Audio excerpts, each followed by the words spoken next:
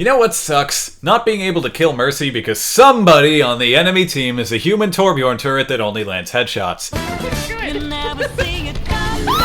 the fuck? You see, my friends, this is the fate that awaits you when you eventually climb into Master and Grandmaster. Well, this and one other thing.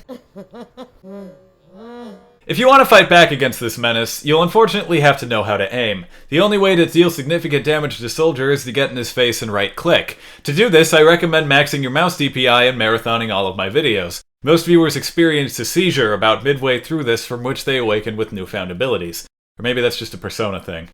Anyway, once you get good, it's time to start killing Soldier. But how do you do that? Well, first you need to catch him alone and manage to get close to him without dashing. This might actually require some basic thought and team coordination.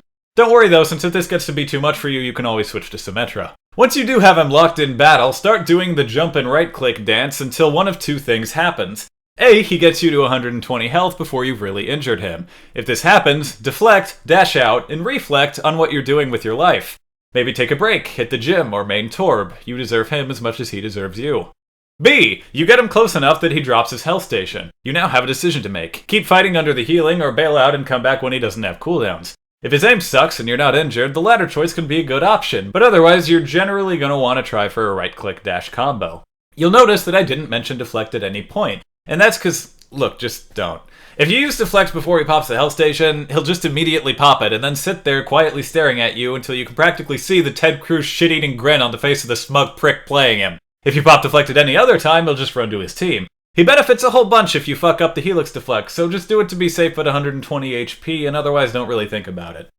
Provided all goes well and his Anda doesn't show up to press C at you, you should have yourself a dead soldier. Be sure to leave him with a Mata Mata and, if possible, a cat fact. Or a lot of them. Thanks for watching.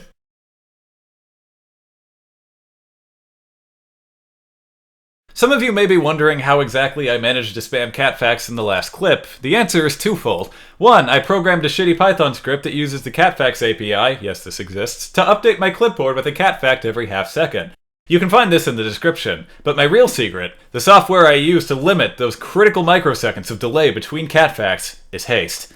Haste is a program that reduces your ping in Overwatch, which is absolutely critical for providing players with catfacts as efficiently as possible. In a fast-paced Overwatch battle with 11 other players, life or death can come down to milliseconds, which is why you need Haste to reduce those milliseconds between catfacts so you can spam the enemy team's chat without wasting precious time.